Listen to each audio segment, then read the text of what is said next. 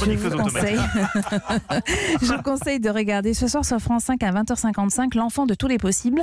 C'est un documentaire. Un petit garçon né d'une GPA, une petite fille née d'une PMA réalisée par une femme célibataire, un autre petit garçon qui vit avec 2 papas et 2 mamans qui ont choisi la coparentalité, ou encore Auguste qui raconte son arrivée sur Terre. Je suis restée 3 mois dans le congélateur.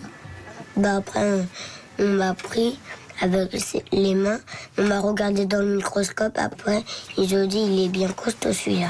Et voilà, Auguste a effectivement été conçu grâce à un don d'ovocytes réalisé en Espagne.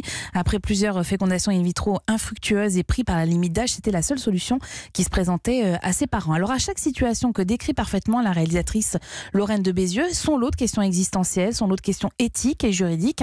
Pour David, qui est coparent de Gabriel, les choses sont pourtant assez claires. Les liens du sang n'ont pas beaucoup de valeur.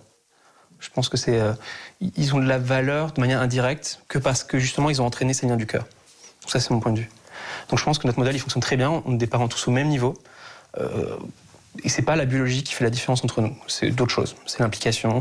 Et la biologie, ça arrive au 2e plan. Alors, les interrogations sont nombreuses et les réponses en suspens parce que le droit français ne prend pas en compte ces situations hétéroclites, comme si ces enfants n'existaient pas d'ailleurs. De ce documentaire, je retiens surtout l'amour inconditionnel de ces hommes et de ces femmes qui ont fait de la parentalité un élément indispensable à leur vie et en parallèle, cette somme d'obstacles qu'il leur faut franchir pour y parvenir. C'est un excellent documentaire sans jugement qui a le mérite de poser les bonnes questions. L'enfant de tous les possibles sur France 5 à 20h55.